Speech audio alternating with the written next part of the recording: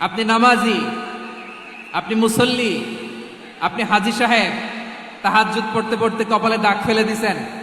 আপনার প্রতিবেশী হিন্দু, ভাবছেন আমার তো পাওয়ার আছে, ওর জমিটা দখল করি। বিশ্বনবী বলেন কিয়ামতের দিন ওই হিন্দুর পক্ষে তোর বিরুদ্ধে আমি বাদী হয়ে দাঁড়াবো। পৃথিবীর কোন ধর্মে এরকম স্টেটমেন্ট পাবেন? পাবেন? আপনি ভাবছেন আপনি নামাজ পড়লে হাজী সাহেব কপালে দাগ ফেলায় দিলে আপনি সালসালায় জান্নাতে চলে যাবেন না? খবরদার।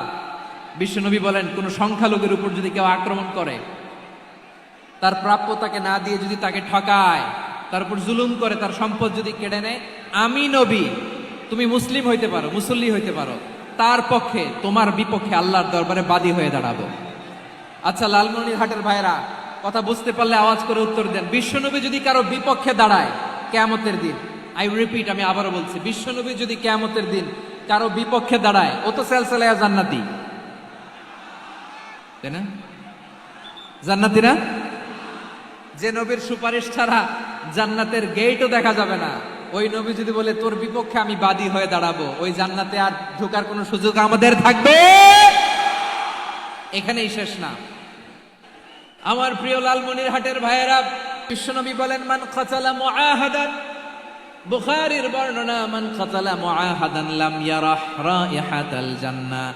কেউ যদি, কোন মুসলিম যদি অন্যায়ভাবে কোনো সংখ্যালঘুকে হত্যা করে, কোনো হিন্দুকে হত্যা করে, কোনো বৌদ্ধরে হত্যা করে, অন্যায়ভাবে কোনো মুসলিম যদি কোনো সংখ্যালঘুরে হত্যা করে, জান্নাতে যাওয়া তো দূরের কথা, ওই মুসলিম জান্নাতের ঘ্রাণও পাবে না। সেই বুখারীর বর্ণনা, মান কাতালা মুআহাদান লাম ইয়ারাহ রাইহাতাল জান্নাহ ওয়া ইন্না রিহাহা লা ইউজাদু মিন মাসিরাতি 40 আমা। যে জান্নাতের ঘ্রাণ 40 বছর দূরের রাস্তা থেকেই পাওয়া যায়। সুবহানাল্লাহ পড়েন। প্রিয় ভাইরা, এখান থেকে জান্নাতে পৌঁছতে লাগবে 40 বছর। এত দূর। কত বছর? সবাই বলেন কত বছর? এখান থেকে জান্নাতে পৌঁছতে লাগবে 40 বছর। এত দূরে থাকতেই জান্নাতের ঘ্রাণ আপনার নাকে এসে ধাক্কা মারবে। বিশ্বনবী বলেন যে ব্যক্তি কোন সংখ্যালঘুকে হত্যা করে, জান্নাতের ঘ্রাণ তো পাবেই, জান্নাতে তো ঢুকতে পারবেই না, জান্নাতের ঘ্রাণও তার নাকে লাগবে না। পড়েন নাউযুবিল্লাহ। তাহলে সংখ্যালঘুদের ব্যাপারে ইসলামে অধিকার দেয়া আছে না নাই? লালমনিরহাটের ভাইয়ের আওয়াজ করে বলেন, আমার সংখ্যালঘু হিন্দু ভাইদের রাইটস, অধিকার আমাদের ইসলামে প্রোটেক্টেড আছে না নাই? এখানেই শেষ না। বিষ্ণু ইসলাম আপনার অমুসলিম প্রতিবেশীর সাথে ভালো আচরণ করতে বলেছে। আমাদের হয় না এটা মুসলিম পাড়া, ওটা বৌদ্ধ পাড়া, হয় না? অনেক সময় হয় না এটা আমাদের মুসলিম পাড়া, ওইটা হিন্দু পাড়া, এরকম আছে না নাই? লালমনিরহাটে নাই না? আছে? হিন্দু যদি আপনার প্রতিবেশী হয় কি করবেন? ওরে কষ্ট দিবেন নাকি?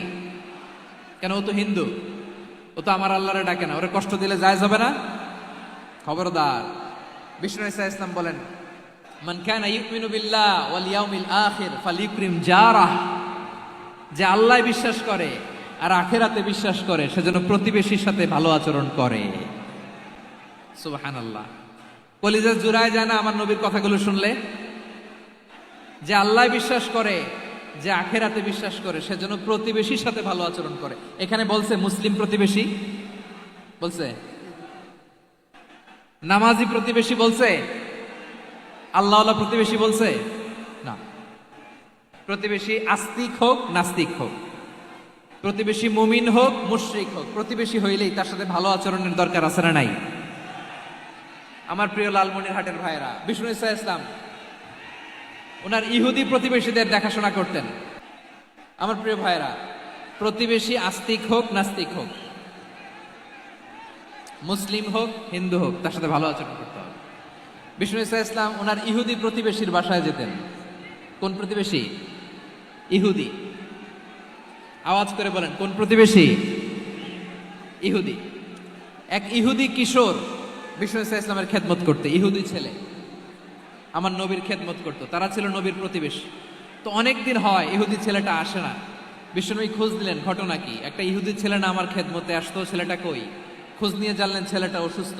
বিষ্ণু ইসলাম ওই ইহুদির বাড়িতে চলে গেলেন ওই ছেলেটাকে দেখা করার জন্য, ভিজিট করার জন্য। সুবহানাল্লাহ পড়বেন না? গেলেন, যে দেখে ইহুদি ছেলেটা মুমূর্ষ, যান যান যায় যায় ভাব, বিছানায় পড়ে আছে, তার বাবা দাঁড়ানো। বিশ্বনবী তার মাথার পাশে বসলেন, মাথায় হাত বুলিয়ে দিলেন, আর ছেলেটাকে বললেন, আসলিম, হে ইহুদি ছেলে, আসলিম, ইসলাম ধর্ম গ্রহণ করো। তো ছোট্ট ছেলে ভাবে আমরা ইহুদি, এখন ইসলাম ধর্ম গ্রহণ করলে আব্বা যদি বকা দেয়, ফানাযারা ইলা ওয়াজহি আবি, ছেলেটা তার বাবার চেহারার দিকে তাকালো, দেখি আব্বা কি কয়। আব্বা যদি বলে তাইলে ইসলাম ধর্ম গ্রহণ করবো। ইহুদি ছেলেটা তার বাবার দিকে যখন তাকালো, ওর বাবা বলে, আতি আবুল কাসিম, আবুল কাসিম যা বলে তাই করো। আবুল কাসিম হচ্ছে বিষ্ণু ইসলামের একটা কুনিয়াত, উপনাম। আমার রাসূলের বড় ছেলের নাম ছিল কাসেম। যেমন দেখবেন আমাদের এলাকায় কারো ছেলের বড় ছেলের নাম যদি হয় আব্দুল্লাহ, এরা আব্দুল্লাহর বাপ বলে ডাকে। কারো বড় মেয়ের নাম যদি হয় ফাতেমা, এরা কি ডাকে? ফাতেমার বাপ বলে না? তো বিষ্ণু ইসলামের বড় ছেলের নাম ছিল কাসেম। ইহুদি বাবা বলল, আতি আবুল কাসেম, আবুল কাসেম যা বলে তাই শোনো, মানে মোহাম্মদ যা বলে তাই শোনো। এই কথা শুনে ছেলে সাহস পাইছে, ছেলে আবার পড়তে আরম্ভ করলো, আশহাদু আল্লাহ ইলাহা ইল্লাল্লাহ ও আশহাদু আন্না মুহাম্মাদার রাসূলুল্লাহ, পড়েন আল্লাহু আকবার। বিশ্বনবীর আহ্বান শুনে, ওই আহ্বানে সাড়া দিয়ে ইহুদি ছেলে শাহাদা পড়ে মুসলমান হয়ে গেল। তার হৃদয়টারে ইমানের নূর দিয়ে আলোকিত করে দিল কে? প্রিয় ভাইরা, এবার রাসূল সাল্লাল্লাহু আলাইহি ওয়াসাল্লাম বের হয়ে আসলেন ঘর থেকে, আর বললেন, আলহামদুলিল্লাহিল্লাযী আনকাযাহু মিনান নার, প্রশংসা সে আল্লাহর, যে আল্লাহ জাহান্নামে চলে যাচ্ছিল প্রায় এমন একটা লোককে মুহূর্তের মধ্যে কালেমায়ে শাহাদাতের বদৌলতে জান্নাতি বানায় দিলেন। আওয়াজ করে পড়েন সুবহানাল্লাহ। এই হাদিস থেকে আমরা কি শিখলাম? What is the moral of the story? এক নম্বর স্টোরি হলো, প্রতিবেশী ইহুদি হোক হিন্দু হোক, যাবেন, সুসম্পর্ক রাখবেন, উপহার দিবেন, বিপদে পাশে দাঁড়াবেন, তাইলেই তো আপনাদের প্রতি, মুসলমানদের প্রতি তারা আকৃষ্ট হবে, ঠিক কিনা বলেন? আপনি যদি হিন্দুদের সাথে বৌদ্ধদের সাথে নাই মিশেন, নাস্তিকের কাছে নাই যান, তো ইসলামের সৌন্দর্যটা ওরা বুঝবে কেমনে? আমার অনেক হিন্দু পরিচিত ভাই আছে, ওরা আমাদের ইফতারির প্রোগ্রামে এসে একসাথে ইফতারি করে। অনেক মদখোর আমার সাথে বসে একসাথে ডিনার করে, হাফ প্যান্ট পরা, গলায় স্বর্ণের চেইন, হাতে স্বর্ণের ব্রেসলেট, আইসা আমার সাথে ডিনার করছে, আছে এরকম। গাঁজাখোর, আমি বলে আসো, welcome welcome to my dinner, আসো বসো, বসলেই তো আমি ওর ডিএনএ, চিন্তার ডিএনএ চেঞ্জ করে দেওয়ার সুযোগ পাবো, চিল্লায় বলো ঠিক কি না? আসতে হবে আমার কাছে। Hour door is open, the door of Islam is open 24/7। সব সময় আমাদের ইসলামের দরজা আমার অমুসলিম ভাইদের জন্য খোলা আছে না নাই? এই হাদিস থেকে দুইটা শিক্ষা। এক নম্বর শিক্ষা, প্রতিবেশী মুসলিম হোক অমুসলিম হোক, যান, অসুস্থ হইলে একটু আপেল নিয়ে যান, আঙ্গুর নিয়ে যান, কমলা নিয়ে যান, তাদের সাথে ভালো আচরণ করেন।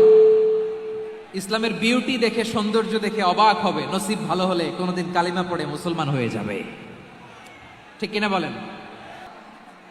এই হাদিস থেকে আমাদের শিক্ষা হলো, আমার প্রতিবেশী যেই ধর্মের হোক আমি সম্পর্ক রাখবো, অসুস্থ হলে যাব। কি বলেন ভাইরা, যাবেন না? যাবেন না আপনারা? আচ্ছা, দুই নম্বর শিক্ষা হলো, বিষ্ণু ইসলামের খাদেম ছিল ইহুদি, এতদিন খেদমত করলো, একদিনও বিশ্বনবী ওরে কালিমার দাওয়াত দেয় নাই। কারণ কি? বিশ্বনবী একটা ভালো সময়ের অপেক্ষা করতেছিলেন, প্রপার টাইমিং। দাঈর কাজ হচ্ছে দাঈ ইলাল্লাহ, সে হচ্ছে সুযোগ সন্ধানী। দাঈ সুযোগ খোঁজে, কখন দাওয়া দিলে ব্যাটে বলে হবে, ঝুপ বুঝে কোপ মারে, ঠিক কিনা বলেন? বিষ্ণু ইসলাম ভালো সময়ের অপেক্ষা করতেছিলেন, দেখি ভালো সময় আসুক আসুক আসুক আসুক। আস্তে আস্তে এমন সময় আসছে, ছেলে এবার মুমূর্ষ। অসুস্থ ব্যক্তির হৃদয় অত্যন্ত নরম থাকে, হসপিটালে যখন কেউ যায় তার হৃদয়টা বড্ড নরম থাকে, মৃত্যুর ভয়ে তার অন্তরটা নরম থাকে, ঠিক কিনা বলেন? এই প্রপার টাইমিং এর অপেক্ষা করতেছিলেন। যখনই টাইমিং পেয়েছেন, দাওয়াত দিলেন, পড়ো লা ইলাহা ইল্লাল্লাহ, সুবহানাল্লাহ পড়েন সবাই। আমার লালমনিরহাটের ভাইরা, অনেক হিন্দু ছেলে আমাদের হাতে শাহাদা পড়ে মুসলিম হয়, কিন্তু ওর মা মুসলমান হয় নাই, বাবাও হয় নাই, এরকম আছে না নাই? তো ও হয়েছে মুসলিম, মা বাপ হিন্দু, এখন মা বাপ কি বাদ? হ্যাঁ, মা বাপ বাদ দেয়া যাবে? যেই মা আপনারে 9 মাস 8 মাস পেটে ধারণ করলো, আপনার মায়ের নার ছেঁড়া ধন, আপনি ওই মারে বাদ দিতে পারবেন? যেই মায়ের বুকের তাজা দুধ খেয়ে আপনি আজকে বাড়ন্ত, তাজা তরতাজা, ওই মারে বাদ দেয়া যাবে? মায়ের এক ধারে দুধের দাম, কাটিয়া গায়ের চাম, পাপুষ বানাইলেও ঋণের শোধ হবে না। এমন দরদি ভাবে কেউ হবে না আমার মাহা গো। মায়ের এক ধারে দুধের দাম, কাটিয়া গায়ের চাম, পাপুষ বানাইলেও ঋণের শোধ হবে না। এমন দরদি ভাবে কেউ হবে না আমার মাহা গো। ঠিক কিনা? মাকে তো বাদ দেয়া যায় না। وقضى ربك ألا تعبدوا إلا إياه وبالوالدين إحسانا। আল্লাহ বলে অবধারিত দুইটা ভার্ডিক্ট তোমাদের জন্য, এক আল্লাহর ইবাদত করবা আর মা বাবার প্রতি ইহসান করবা। আদেশটা কার? মা বাবার প্রতি ইহসান করতে হবে। আমার মা হিন্দু হোক, ভালো আচরণ করতে হবে, বৌদ্ধ হোক, ভালো আচরণ করতে হবে। আমার যে সমস্ত হিন্দু ভাইয়েরা মুসলিম হয়েছে, তোমাদের মা বাবা এখনো মুসলমান হয় নাই, তাদের সাথে ভালো আচরণ করতে হবে। আপনাদের খেদমত নিজে করতে হবে অথবা খেদমতের ব্যবস্থা করাই দিতে হবে। মান্থলি যে খরচ লাগে এটা দিতে হবে। আরে তুমি এখন মুসলিম, তোমার মা বাবা হিন্দু, এখনই তো সুযোগ ইসলামের সৌন্দর্য দেখানোর। এখন মা বাবা যদি দেখে আরে এটা হিন্দু থাকতে তো বদমাইশ ছিল, বেয়াদব ছিল, কি এমন ধর্ম সে গ্রহণ করলো যেটা গ্রহণের সাথে সাথে সে পাল্টে গেল? কি এমন ধর্ম সে গ্রহণ করেছে যেটা তার জীবনকে আলোকিত করে দিয়েছে? নসিব ভালো হইলে তারাও কালিমা পড়ে মুসলমান হয়ে যাবে। বিষ্ণু ইসা ইসলামের স্ত্রীর নাম ছিল আয়েশা রাদিয়াল্লাহু তাআলা আনহা, আবু বকর রাদিয়াল্লাহু তাআলা আনহুর মেয়ে। আবু বকর রাদিয়াল্লাহু তাআলা আনহুর আরেক মেয়ের নাম হচ্ছে আসমা। কি নাম? দুজনই আবু বকর রাদিয়াল্লাহু তাআলা আনহুর মেয়ে, আসমা আর আয়েশা, দুজন বোন, এক মায়ের নাম, বাবা এক মা দুইজন। আয়েশা রাদিয়াল্লাহু তাআলা আনহার মায়ের নাম উম্মে রুমান, আর আসমা রাদিয়াল্লাহু তাআলা আনহার মায়ের নাম কুতাইলা বিনতে আব্দুল উজ্জা। তো একই ঘটনা ঘটেছে এই ফ্যামিলিতে। আসমা ইসলাম ধর্ম গ্রহণ করে মুসলিমা, কিন্তু তার মা কুতাইলা মুশরিকা। আই রিপিট, বোঝার জন্য আমি আবারও বলি, আসমা রাদিয়াল্লাহু তাআলা আনহা মুসলিমা, আর আসমার মা কুতাইলা, আওয়াজ করে বুঝে থাকলে বলেন, আসমার মা মুশরিকা। তার মানে মেয়ে মুসলিম, মা অমুসলিম। ভেজাল আছে না নাই? কিন্তু কুতাইলা আর ধৈর্য ধারণ করতে পারে না। নার ছেড়া ধন, কলিজার টুকরা ধন, কলিজার টুকরা সন্তান আসমারে দেখতে বড্ড মন চায়। সাইয়েদনা আসমা রাদিয়াল্লাহু তাআলা আনহা মক্কা থেকে হিজরত করে মদিনায় চলে গেলেন। হুদাইবিয়ার পর যখন মক্কা মদিনার ট্রাফিক স্বাভাবিক হলো, মক্কার লোক মদিনায় যায়, মদিনার লোক মক্কায় আসে। কুতাইলা কলিজার টুকরা সন্তান আসমারে দেখার জন্য কিছু উপহার নিয়ে বিশাল মরু পথ পাড়ি দিয়ে মক্কা থেকে মদিনায় যায়। সুবহানাল্লাহ বলেন। এখন মা আসছে মেয়ের সাথে দেখা করতে, মেয়ে তো আর দেখা দেয় না। মেয়ে ভাবছে আমার মা তো মুশরিকা, অপবিত্রা, তার সাথে কি দেখা দেয়া যাবে? বিশ্বনবীর দরবারে চলে গেলেন। সুবহানাল্লাহ বলেন। সাইয়েদনা আসমা রাদিয়াল্লাহু তাআলা আনহা বিশ্বনবীর কাছে চলে গেলেন, যে বললেন, ইয়া রাসূলুল্লাহ, ইয়া হাবিবাল্লাহ, ইন্না উম্মি কাদিমাতুন ইলাইয়া ওয়া হিয়া রাগিবা। আমার মা মক্কা থেকে অনেক দূর মরুর পথ পাড়ি দিয়ে উপহার সামগ্রী নিয়ে মদিনায় আমার সাথে দেখা করতে এসেছে গো নবী। আমার জানতে বড্ড ইচ্ছে হয় আমি আমার মুশরিকা মায়ের সাথে একটু দেখা করতে পারবো কিনা। আফা আসিলুহা, আগে যেমনি আমি আমার মায়ের সাথে ভালো আচরণ করতাম, যেমনি আমি আমার মায়ের সাথে সদাচরণ করতাম গো নবী, এখন আমি মুসলিমা, মা মুশরিকা, এখনো কি আগের মতো সদাচরণ করতে পারবো নাকি? বিশ্বনবী বললেন, নাম সিদিহা, হ্যাঁ রে আসমা, অবশ্যই অবশ্যই, আগে ঠিক যেমন তুমি তোমার মায়ের সাথে ভালো আচরণ করতে, এখনো তেমনি আগের মতো ভালো আচরণ করবা। আওয়াজ করে পড়েন সুবহানাল্লাহ। তাহলে আমার যে হিন্দু ভাইয়েরা, হিন্দু বোনেরা, ইমানের বদৌলতে দৌলতে আপনি ধন্য হয়েছেন, আপনার আম্মা আব্বা এখনো মুসলমান হয় নাই, তাদের জন্য দোয়া করেন, তাদের জন্য দোয়া করেন, আল্লাহ যেন তাদেরকেও ইমানের দৌলত দান করে। আমরা সবাই পড়ি আমিন। আরো জোরে পড়েন আমিন। এখন বলেন, ইসলাম কি ন্যারো মাইন্ডেড রিলিজিয়ান না ব্রড মাইন্ডেড? লালমনিরহাটের যুবক ভাইরা আওয়াজ করো, ইসলাম কি ন্যারো মাইন্ডেড না ব্রড মাইন্ডেড? কতটা ব্রড মাইন্ডেড দেখেন, বিশ্বনবী সাল্লাল্লাহু আলাইহি সাল্লাম অমুসলিমরা যদি নবীকে উপহার দিত, ওই উপহারও বিশ্বনবী গ্রহণ করতেন। সুবহানাল্লাহ পড়েন। আপনার অমুসলিম বন্ধু যদি উপহার দেয়, সেটাও আপনি নিতে পারবেন, যেটা নেওয়া যায়। আম্মাজান আয়েশার কাছে মাসালা জানতে চায় মেয়েরা, হে আম্মাজান, অগ্নি উপাসকেরা তাদের ঈদের দিন নওরোজের সময় আমাদেরকে পাখি দেয়, নেওয়া যাবে? উনি বললেন, ওরা জবাই করে দিলে নেওয়া যাবে না, কিন্তু ওরা যদি ফলমূল এরকম খাবার দেয়, এগুলো নেওয়া যাবে। তার মানে অমুসলিমদের দেয়া উপহার এটা গ্রহণ করা যায়। সুবহানাল্লাহ বলেন। শুধু তাই নয়, বিষ্ণু ঈসা ইসলাম অমুসলিমদের সাথে আর্থিক লেনদেনও করেছেন, ফিনান্সিয়াল ডিলিং করেছেন। অমুসলিমদের সাথে প্রয়োজনে আপনি ফিনান্সিয়াল ডিলিং করতে পারবেন। আমরা প্রায় দেখি বাজারের মিষ্টির দোকানগুলো আমার হিন্দু ভাইদের। লালমনিরহাটে মিষ্টির দোকান, দইয়ের দোকান কারা চালায়? হিন্দুরা চালায় না। তারপরে যে বারবার শপ, চুল কাটে যে নাপিত, অধিকাংশ নাপিতের দোকানে কারা? আমার হিন্দু ভাইরা। তা আপনি চুল কাটতে পারবেন কিনা বলেন? পারবেন। তার দোকান থেকে দই মিষ্টি কিনতে পারবেন কিনা? হ্যাঁ, আমার মুসলিম ভাইয়ের দোকান থাকলে ওইটারে আমি বেশি প্রায়োরিটি দিব, ঠিক কিনা? কিন্তু যদি তাদের সার্ভিস নিতে চান, প্রোডাক্ট নিতে চান, পারবেন। তার দলিল সহিহ বুখারী, আম্মা জান আয়েশা রাদিয়াল্লাহু তাআলা আনহা বলেন, ইশতারা রাসূলুল্লাহ সাল্লাল্লাহু আলাইহি ওয়াসাল্লাম মিন ইয়াহুদিয়িন তুআমান ওয়া রাহানাহু দিরআহু মিন হাদিদ। রাসূল সাল্লাল্লাহু আলাইহি ওয়াসাল্লাম এক ইহুদির কাছ থেকে, কার কাছ থেকে? সবাই বলে নাই, কার কাছ থেকে? আমার নবী, পেয়ারা নবী এক ইহুদির কাছ থেকে জব কিনেছিল। জব, বার্লি, যেটা দিয়ে রুটি বানায়। ওই জবের দাম দেওয়া টাকা পয়সা নবীর কাছে ছিল না। ফলে নবী ওনার একটা পোশাককে মর্গেজ রেখেছিলেন, মর্গেজ, বন্ধক, যে এখন এটার দাম দিতে পারবো না, কয়েক কেজি বার্লি নিয়ে যাই, আর বন্ধক হিসেবে আমার জামাটা রেখে গেলাম, যেদিন দাম দিব ওই দিন জামাটা ছুটাই নিয়ে যাব। সুবহানাল্লাহ পড়বেন না? বাকিতে নিছিলেন, বাকিতে। দিরআহু মিন হাদিদ, লোহার তৈরি বর্ম, মানে যুদ্ধের পোশাক, লোহা দিয়ে বানানো। বিশ্বনবী বললেন, কয়েক কেজি জব দাও, টাকাটা পরে দিব, এখন টাকা নাই, বন্ধক হিসেবে, মর্গেজ হিসেবে আমার জামা রেখে গেলাম, যখন টাকা দিব জামা ছুটায় নিব।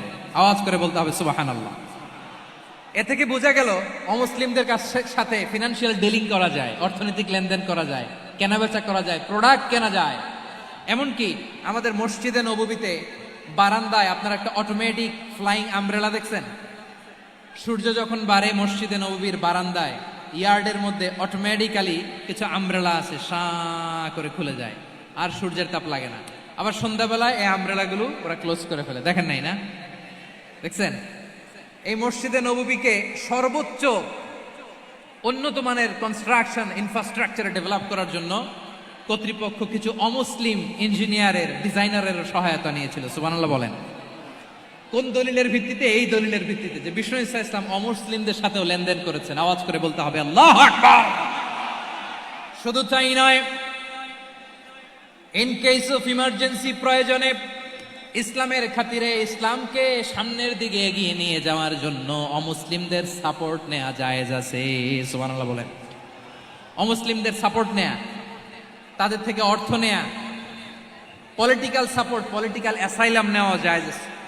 আমাদের অনেক বিশ্ববরেণ্য দায়ীরা আমেরিকায় অস্থায়ীভাবে অ্যাসাইলাম নিয়ে থাকে, নিজের দেশে গেলে ফাঁসিতে ঝুলাই দিবে। যুগ যুগ ধরে দায়ীদের উপর এরকম অত্যাচার আর নির্যাতন আছে না নাই? মিশরের অনেক দায়ীরা পাশ্চাত্যে যেয়ে থাকে। এই যে তারা পলিটিক্যাল অ্যাসাইলাম নিয়ে থাকে, রাজনৈতিক আশ্রয়, এটা জায়েজ আছে না? এটা যে জায়েজ আছে তার প্রমাণ স্বয়ং বিশ্বনবী সাল্লাল্লাহু আলাইহি ওয়াসাল্লাম পলিটিক্যাল সাপোর্ট নিয়েছিলেন অমুসলিমদের কাছ থেকে। সুবহানাল্লাহ বলেন। খুব মজাদার একটা ঘটনা শুনবেন। আপনাদের আগ্রহ দেখে তো মনে হয় না শোনার ইচ্ছা আছে। আছে আছে, গলায় জোর আছে। লিল্লাহি তাকবীর, লিল্লাহি তাকবীর, নারায়ে তাকবীর। আমার ভাইরা, বিশ্বনবীর বয়স তখন প্রায় 51 বছর। কত বছর? বিশ্বনবীর সবচেয়ে কাছের মানুষ খাদিজা রাদিয়াল্লাহু তাআলা আনহা ইন্তেকাল করেছেন। বিশ্বনবী বড্ড কষ্ট পেলেন, হৃদয়টা ভেঙে খান খান। যিনি ঘরের ভেতরে বিশ্বনবীকে সান্ত্বনা দিতেন, ভালোবাসা দিতেন, বাইরে গেলে কুরাইশরা বকাঝকা করে, অত্যাচার করে, কিন্তু আম্মাজান খাদিজা রাদিয়াল্লাহু তাআলা আনহা ঘরটারে এমন শান্তির নীড় বানায় রেখেছেন, এই ঘরের ভিতরে ঢুকলে বিশ্বনবীর কলিজাটা ঠান্ডা হয়ে যেত। এজন্য রব্বুল আলামিন বলেন, খাদিজা, ও আমার বান্দি খাদিজা, জান্নাতে এমন স্পেশাল একটা ঘর আমি তোমার জন্য রেডি করে রেখেছি। ওই ঘরের মধ্যে কোনো আওয়াজ নাই, ওই ঘরের মধ্যে কোনো নয়েজ নাই, ওই ঘরে কোনো বিশৃঙ্খলা নাই। কারণ মক্কার জমিনে আমার নবী কুরাইশদের বিশৃঙ্খলা, নয়েজ আর ঝামেলাগুলোকে উপেক্ষা করে যখন তোমার ঘরের ভিতরে ঢুকতো, ঘরটারে তুমি শান্তির নীড়, ঠান্ডা, নীরব, নিস্তব্ধ, নিঝুম আর শান্তির নীড় বানিয়ে রেখেছো।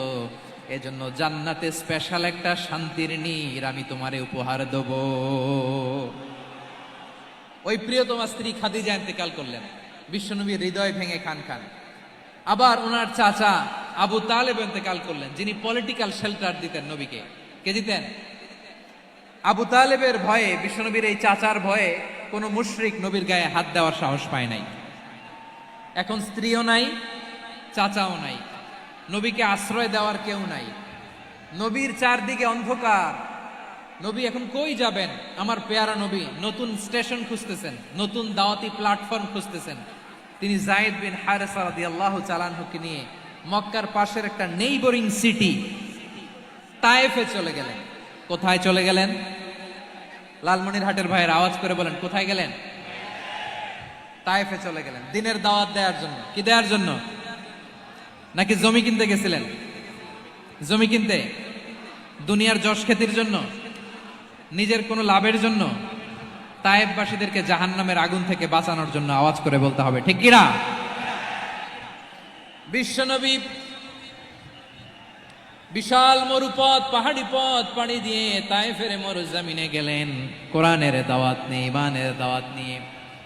কিন্তু তায়েফের লোকেরা বিশ্বনবীর দাওয়াতকে শুধু প্রত্যাখ্যান করেই থামে নাই, তারা বিশ্বনবীর সাথে অত্যন্ত খারাপ আচরণ করেছে, বিশ্বনবীকে শারীরিকভাবে হেনস্থা করেছে, আমার নবীকে শারীরিকভাবে অত্যাচার করেছে, আমার পেয়ারা নবীর গায়ে পাথর মেরেছে, বিশ্বনবীর গা বেয়ে ঝরঝর করে রক্ত ঝরেছে, নবী জামিনের মধ্যে লুটিয়ে পড়েছেন, আবার মেরেছে, আবার নবী হাঁটতে শুরু করলেন, পেছন থেকে আবার মেরেছে, আবার নবী রক্তাক্ত হয়ে জামিনের মধ্যে লুটিয়ে পড়লেন, আবার মেরেছে।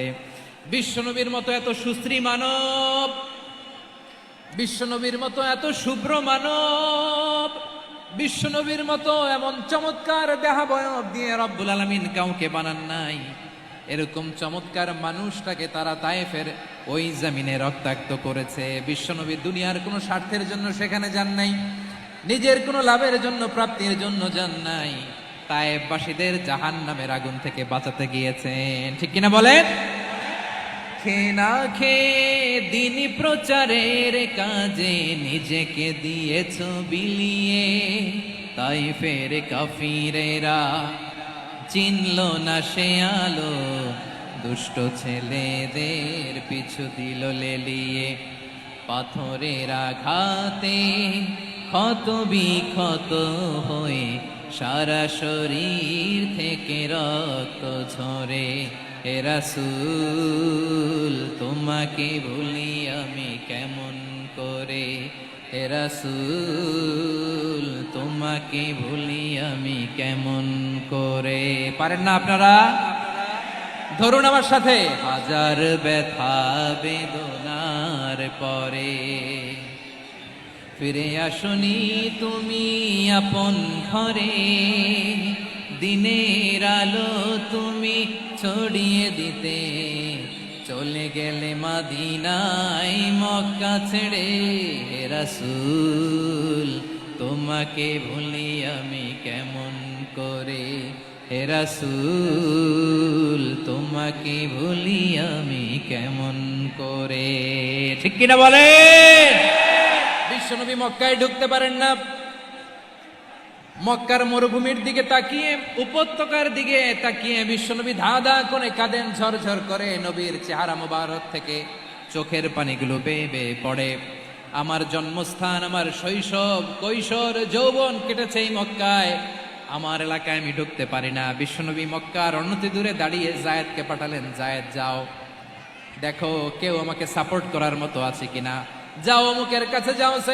জায়েদ গেলেন, তারাও প্রত্যাখ্যান করে ফিরিয়ে দেয়। বিশ্বনবী বললেন যাও অমুক লোকের কাছে যাও, তিনিও প্রত্যাখ্যান করে ফিরিয়ে দিলেন। কেউ বিশ্বনবীকে আশ্রয় দিতে রাজি হয় না। নিজ জন্মভূমিতে বিতাড়িত বিশ্বনবী, সর্বশেষ বিশ্বনবী বললেন যাও মুতঈম ইবনে আদির ঘরে যাও। মুতঈম ইবনে আদি মুশরিক, তার কাছে যাও। গেলেন, মুতঈম ইবনে আদি রাজি হয়ে গেল। সুবহানাল্লাহ বলেন। নবীর এই বিপদকালে মুহূর্তে মুতঈমের হৃদয়টারে নরম করে দিল কে? আচ্ছা লালমনির হাটের ভাইয়েরা বলেন, এই মুতঈম কি মুসলিম ছিল না মুশরিক? সবাই বলতে হবে মুসলিম না মুশরিক। তাহলে মুশরিকের কাছ থেকে নবী পলিটিক্যাল অ্যাসাইলাম, আধুনিক রাষ্ট্রবিজ্ঞানের ভাষায় পলিটিক্যাল অ্যাসাইলাম, যেটাকে বলে রাজনৈতিক আশ্রয়, উনার আমান বা নিরাপত্তার এই ঘোষণায় তিনি মক্কায় ঢুকলেন। যতদিন নিরাপত্তা ছিল ছিলেন। মুতঈম যখন মারা গেল, বিষ্ণু ইসলাম হিজরত করে মদিনায় চলে গেলেন। সুবহানাল্লাহ। কিন্তু মুতঈম যে বিশ্বনবীর উপকার করছে এটা বিশ্বনবী ভুলে নাই। আমাদের অনেকে আছে উপকার করার পরে আর খেয়াল থাকে না, খাওয়ার পরে গলা দিয়ে নামলে আর খেয়াল থাকে না। এরকম আছে না নাই? আমার নবী ভুলে নাই।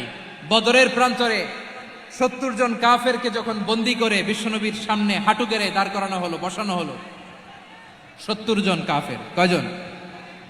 বিশ্বনবী তাদের দিকে তাকিয়ে বললেন, সহিহ বুখারীর বর্ণনা, লাউ কানাল মুতঈম ইবনে আদি হাইয়ান সুম্মা কাল্লামানি হাউলাইন নাতনা লা তারাকতুহুম লাহু।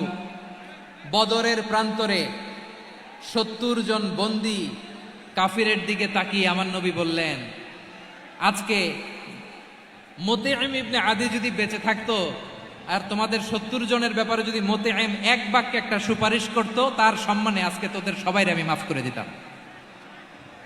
সুবহানাল্লাহ নাই? ওই যে চিল্লাচিল্লি যে কথা বোঝে নাই, কোন জিনিস মিস করছে ওরা নিজেরাও বোঝে নাই। বিশ্বনবী মুতঈমের এই সাহায্যের কথা বলে নাই। 70 জন মুশরিক হাঁটু গেড়ে বসা, নবী চাইলে এখনই এক্সিকিউশন অর্ডার দিতে পারে। তিনি বললেন, আজকে যদি মুতঈম বেঁচে থাকতো আর মুতঈম যদি তোদের জন্য সুপারিশ করতে, এই আবর্জনাগুলোর ব্যাপারে সুপারিশ করতে, আমি মুহূর্তেই তোদেরকে এমনি মাফ করে দিতাম। এবার বলেন, ইসলাম কি ন্যারো মাইন্ডেড না ব্রড মাইন্ডেড? শুধু তাই নয়, যাকে যে সম্মান দেয়ার আমার নবী দিতেন, হোক আস্তিক হোক নাস্তিক, হোক মুসলিম হোক অমুসলিম,